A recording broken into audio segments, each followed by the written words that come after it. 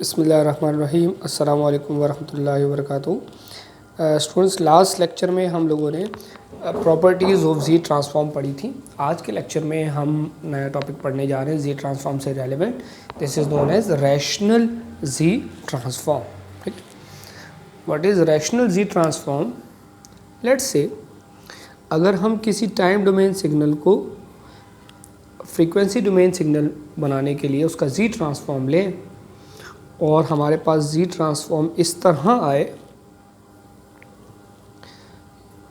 Ratio की form में आए, for example z minus z1, z minus z2 up to so on, और denominator में हमारे पास आए z minus p1, z minus p2 up to so on and so forth. ठीक है, हमने जी ट्रांसफॉर्म एक सिग्नल का लिया, वो हमारे पास रेशो की फॉर्म में आया, इस फॉर्म में हमने उसको लिखा।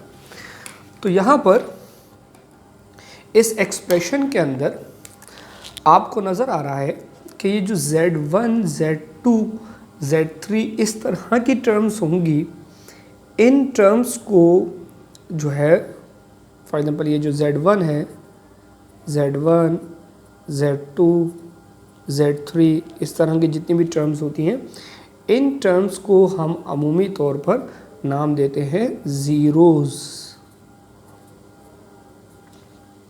और जो डिनोमिनेटर में हमारे पास z में से वैल्यूज़ माइनस हो रही हैं, जैसा कि आपको नज़र आ रहा है यहाँ पर p1, p2, p3 up to so on and so forth, इसको हम कहते हैं पोल्स।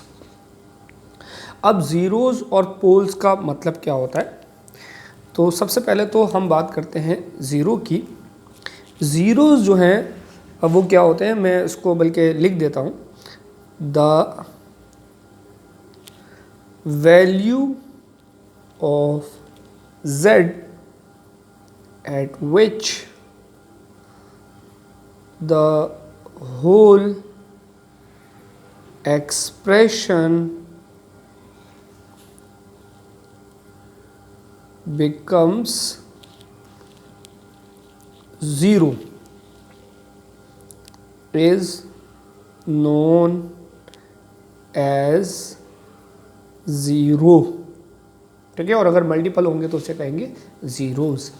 z की ऐसी वैल्यू हम लें जिससे ये पूरा एक्सप्रेशन जो है वो ज़ीरो हो जाए, तो ऐसी वैल्यू को हम कहेंगे ज़ीरोज़।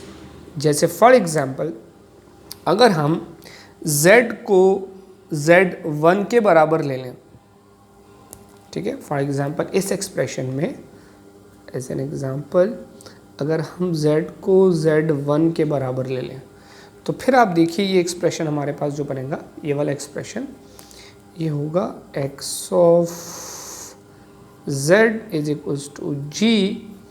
z जो है वो z1 के बराबर है, लिहाजा z की जगह हम लिख सकते हैं z1 minus z1।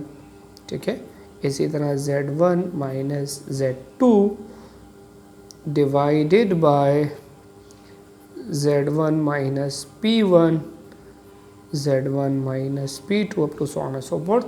z1 minus z1 is zero, और इसकी वजह से पूरा एक्सप्रेशन क्या हो जाएगा, ज़ीरो हो जाएगा। ठीक है, इसका मतलब है z जो है अगर वो z1 के बराबर होगा तो ऐसा करने से, ऐसी वैल्यू लेने से ये पूरा एक्सप्रेशन जो है वो ज़ीरो हो जाएगा। लिहाजा अगर हम z को z1 के बराबर रखेंगे तब भी ये पूरा एक्सप्रेशन ज़ीरो हो जाएगा, z को अगर z2 के बराबर रखेंगे तब भी ये पूरा एक्सप्रेशन ज़ीरो हो जाएगा। लिहाजा ये z1, z2, z3, z4 ये सारी वैल्यू जो हैं ये इस पूरे एक्सप्रेशन को ज़ीरो बना सकती हैं अगर हम z को इनके बराबर लेंगे, इसलिए इन तमाम वैल्यूज़ को कहते हैं ज़ीरोज़। ठीक है, तो याद रखें कि z को हम न सिर्फ z1 बल्कि z2, z3, z4 किसी भी z के इक्वल लेंगे जो न्यूमरेटर में हमारे पास आ रहे हैं, तो हमारे पास ये पूरा एक्सप्रेशन जो होगा वो ज़ीरो हो जाएगा। इसलिए इन तमाम वैल्यूज़ को हम क्या कहते हैं, ज़ीरोज़ कहते हैं। z की ऐसी वैल्यू जिस पर पूरा एक्सप्रेशन ज़ीरो हो जाए, ठीक है, इन तमाम वैल्यूज़ को हम क्या कहते हैं, ज़ीरोज़ कहते हैं। प्लूरल में उसको ज़ीरोज़ कहते हैं, सिंगल एक वैल्यू की बात करें तो उसे ज़ीरो कहते हैं। ठीक है, इसी तरह दूसरा कॉन्सेप्ट हमारा है पोल्स का। Let me write for poles the value of z at which the whole expression of, मैं इसको पूरा लिख देता हूँ, z ट्रांसफॉर्म। ठीक है, हमने जो z ट्रांसफॉर्म निकाला है, इसका पूरा एक्सप्रेशन जो है वो becomes infinite is known as pole। इसको कैपिटल में लिख देता हूँ, इज नोन एज पोल। और मल्टीपल वैल्यूज होंगी तो उसको हम कहेंगे पोल्स।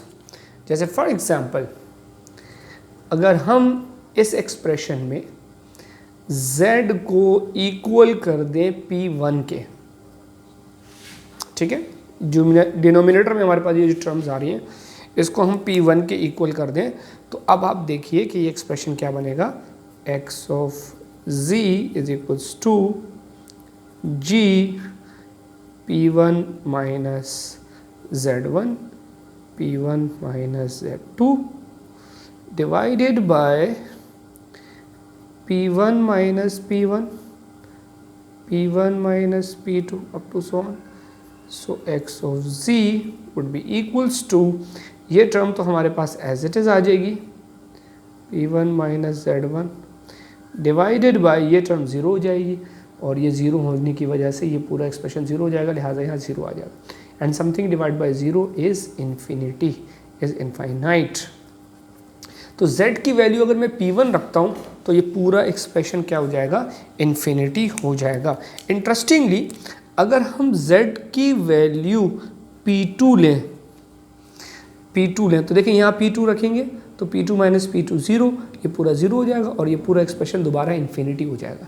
लिहाजा z की वैल्यू p1 लें, z की वैल्यू p2 लें, p3 लें, p4 लें, इन तमाम वैल्यूज़ पर ये पूरा एक्सप्रेशन जो होगा वो हमारे पास इनफाइनाइट हो जाएगा। ठीक है, तो ऐसी वैल्यू जिस पर पूरा z ट्रांसफॉर्म हमारा इनफाइनाइट हो जाए उसे हम कहते हैं पोल, और जिस पर ये पूरा एक्सप्रेशन ज़ीरो हो जाए उसे हम कहते हैं ज़ीरोज़। लिहाजा हम ये कह सकते हैं कि ज़ीरोज़ उन वैल्यूज़ को कहा जाता है जिस पर z ट्रांसफॉर्म ज़ीरो हो जाए, और पोल्स z की वो वैल्यूज़ होती हैं जिस पर पूरा एक्सप्रेशन इनफाइनाइट हो जाए। ठीक है, अब ज़ीरोज़ और पोल्स अगर हमें कहीं कैलकुलेट करने के लिए कहा जाए तो हम z ट्रांसफॉर्म निकाल के उसको इस फॉर्म में पहले कन्वर्ट करेंगे। ठीक है, फॉर एग्जांपल अगर हमें एक z ट्रांसफॉर्म गिवन हो या हमने कैलकुलेट किया हो, लेट से x of z is equals to, for example 2 z minus 3 divided by z minus 5। ठीक है, और हमसे कहा जाए कि जी बताइए इसमें पोल्स कितने हैं, इसमें ज़ीरोस कितने हैं, और पोल और ज़ीरो है क्या इसके अंदर। ठीक है, तो अगर हमें पोल और ज़ीरोस बताने हों तो याद रखें कि अगर मैं इसको स्टैंडर्ड फॉर्म से कंपेयर करूं, मैंने आपको बताया यहाँ g होता है, g का मतलब है गेन। ठीक है, z minus z1 divided by z minus p1। ठीक है, तो अगर आप इसको इससे कंपेयर करें तो आपको नज़र आ रहा है कि z1 हमारा जो है z1 बराबर है 3 के और p1 बराबर है 5 के। तो ये z1, z2, z3, z4 हमारे पोल्स होते हैं। ठीक है, और p1, p2, p3 sorry z1, z2, z3 हमारे ज़ीरोज़ होते हैं, जबकि p1, p2, p3, p4 हमारे पोल्स होते हैं। लिहाजा एक इसके अंदर ज़ीरो है और एक ही इसके अंदर पोल है। ठीक है, और ज़ीरो की वैल्यू 3 है और पोल की वैल्यू 5 है। ठीक है, इसी तरह कोई भी z ट्रांसफॉर्म हो हम उसको इस फॉर्म में कन्वर्ट करेंगे और फिर उसको जनरल फॉर्मूले से, जो रेशनल वाला फॉर्मूला है वो उससे कंपेयर करके हम ज़ीरोज़ भी बता सकते हैं और हम पोल्स भी बता सकते हैं। ठीक है, हम एक एग्जांपल करने जा रहे हैं जिसमें हम इस कॉन्सेप्ट को थोड़ा सा फर्दर समझने की कोशिश करते हैं जी। तो आगे बढ़ने से पहले हम पोल्स और ज़ीरो को एक और अंदाज से भी समझ सकते हैं। जैसा कि हम लोगों ने अभी देखा कि ज़ीरोज़ उन वैल्यूज़ को कहा जाता है जिस पर x ऑफ z ज़ीरो हो जाए। ठीक है, और पोल्स हम उन वैल्यूज़ को कहते हैं जिस पर x ऑफ z जो है वो इन्फिनिटी हो जाए। तो याद रखें, x ऑफ z का मतलब है कि z ट्रांसफॉर्म हम ले चुके हैं, हम z डोमेन में, z डोमेन का मतलब है फ्रीक्वेंसी डोमेन। इसका मतलब ये है कि ज़ीरोज़ हम उन वैल्यूज़ को कह रहे हैं, फ्रीक्वेंसी डोमेन है तो इसका मतलब है कि वो फ्रीक्वेंसीज़ हैं जिस पर सिस्टम का रिस्पॉन्स क्या हो जाता है, ज़ीरो हो जाता है। और पोल्स वो फ्रीक्वेंसीज़ हैं जिस पर सिस्टम का जो रिस्पॉन्स है वो इनफाइनाइट हो जाता है या इन्फिनिटी हो जाता है। ठीक है, so zeros and poles are basically the values of frequency. These are frequencies at which the system response becomes zero, and poles are the frequencies at which the system response become infinity. ठीक है, अब for example अगर हमें एक signal given हो time domain में, ये हम बुक की ही एक एग्जाम्पल देखने जा रहे हैं, x of n is equal to a power n u of n। ठीक है, फॉर एग्जांपल ये हमारे पास एक टाइम डोमेन सिग्नल है और हमसे कहा जा रहा है कि हम इस सिस्टम के, इस सिग्नल के पोल्स और ज़ीरोज़ फाइंड आउट करें। ठीक है, लेट्स से हमें इसके पोल्स और ज़ीरोज़ फाइंड आउट कर दें, ज़ीरोज़ फाइंड आउट कर दें और इसके पोल्स फाइंड आउट करने। ठीक है, तो पोल्स और ज़ीरोज़ फाइंड आउट करने जा रहे हैं हम। पोल्स और ज़ीरोज़ फाइंड आउट करने के लिए सबसे पहले तो हमें इसका जी ट्रांसफॉर्म लेना होगा। तो हम बहुत अच्छे तरीके से ये पीछे पढ़ चुके हैं कि ऐसा सिग्नल जो राइट साइडेड हो, इनफाइनाइट हो, उसका जो जी ट्रांसफॉर्म होता है ये होता है 1/1 माइनस ए जेड इनवर्स। ठीक है, और उसका जो आर ओ सी होता है, आर ओ सी ये होता है आर ओ सी जो होता है ये होता है z mod should be greater than a mod. ठीक है, ये हम बहुत अच्छे तरीके से पढ़ चुके हैं। अब क्योंकि हमें पोल्स और ज़ीरोज़ फाइंड आउट करने हैं तो मैंने बताया था कि पोल्स और ज़ीरोज़ फाइंड आउट करने के लिए हम इसको रेशनल फॉर्म में कन्वर्ट करेंगे,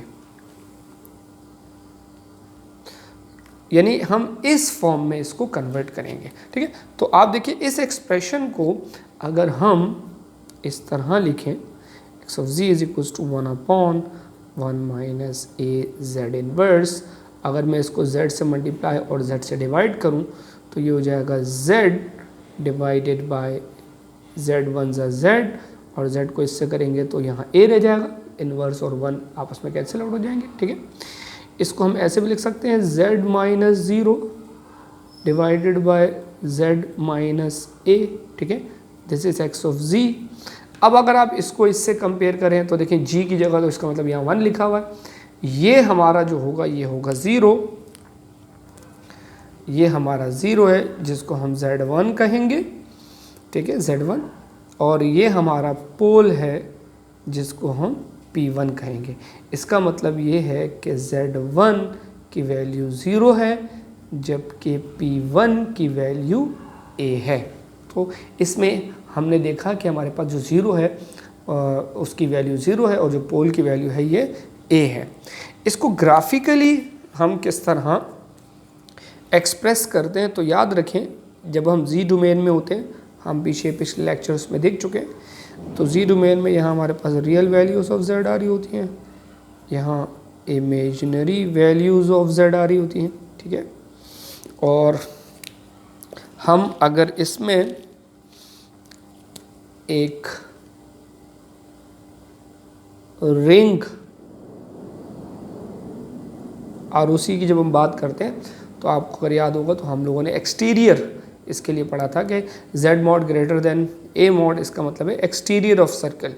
इसके लिए हम एक्सटीरियर ऑफ सर्कल का वर्ड भी इस्तेमाल करते हैं जिसका हमारे पास रेडियस जो है वो a मॉड के बराबर है, यानी जो रेडियस है इस सर्कल का वो a मॉड के बराबर है। ठीक है, अब 0 इसका जो है वो 0 पर है, तो याद रखें 0 यहाँ पर होता है और 0 को हम इस तरह 0 की फॉर्म में शो करते हैं।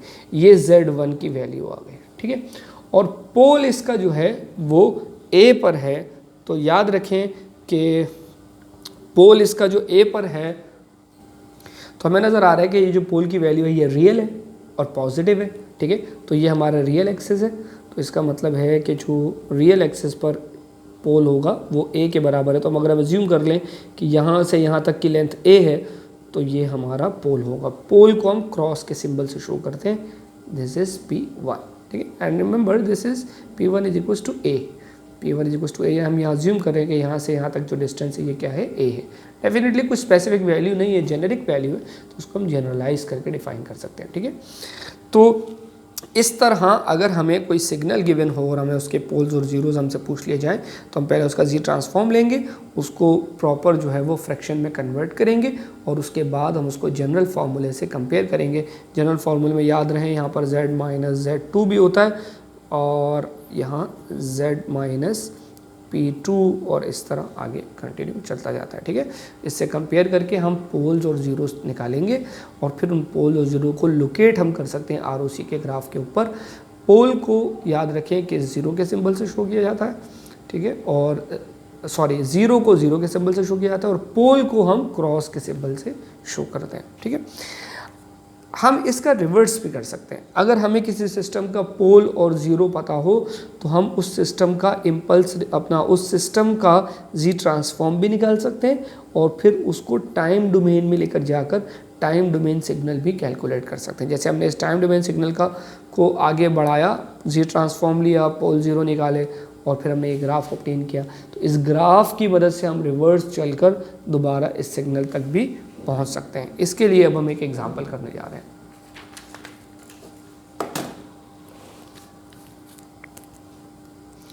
ये हमारी बुक की ही एग्जांपल है 3.3.3। इसमें कहा जा रहा है find x of n from the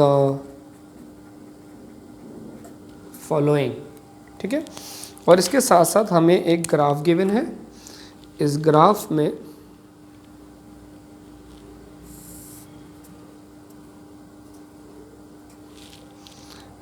हमें एक रिंग गिवन है।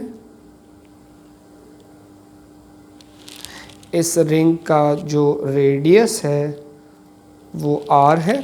ठीक है, और हम बताया गया है कि यहाँ पर एक पोल है Z1, एक पोल जो है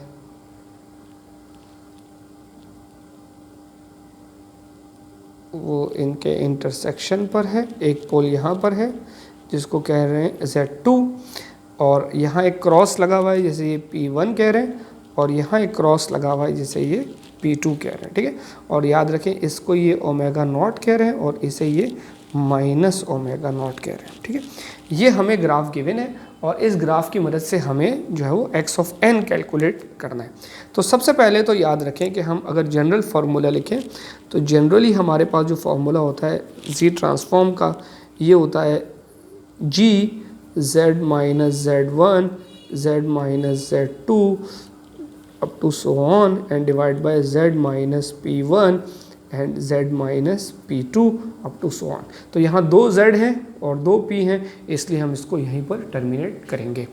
अब अगर हम ग्राफ को ऑब्जर्व करें तो ग्राफ से हमको नज़र आ रहा है कि z1 की जो वैल्यू है वो 0 है क्योंकि वो 0 पर मौजूद है। ठीक है, इसी तरह आप देखें अगर ये r है तो यहाँ से यहाँ तक भी r होगा। ठीक है, तो r एक वेक्टर है और r का ये जो कंपोनेंट होगा ये होगा r cos थीटा। यानी अगर हमारे पास ये r हो तो हमें उसका ये वाला कंपोनेंट चाहिए क्योंकि यहाँ तक पहुँच रहा है, और यहाँ तक पहुँचने के लिए इसका मतलब ये बनेगा r cos थीटा, और थीटा हमारे पास जो है वो ओमेगा नॉट होगा। तो हमें अगर यहाँ तक पहुँचना है Z2 तक, तो Z2 जो हमारे पास होगा ये Z2 जो हमारे पास होगा ये होगा r cos ओमेगा नॉट।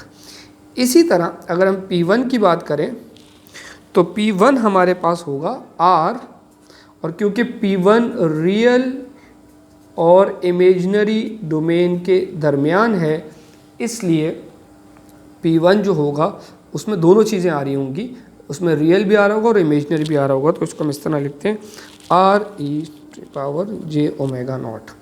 और P2 की अगर हम बात करें तो ये होगा RE⁻j⍵0। ठीक है।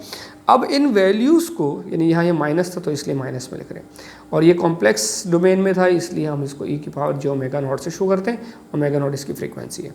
अब इन तमाम वैल्यूज़ को अगर हम यहाँ पर सब्सिट्यूट करेंगे तो हमारे पास x ऑफ z आएगा। g की वैल्यू तो हम 1 ले लेंगे, ठीक है। z minus z1 0, z minus z2 r cos ω0 divided by z minus P1 RE⁻j⍵0 और z माइनस P2 RE⁻j⍵0। ठीक है।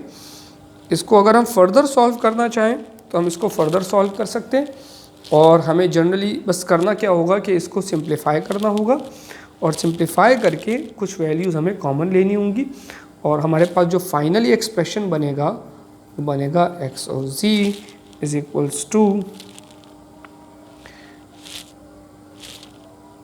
g into 1 minus r z inverse cos ω0 divided by 1 minus 2 r z inverse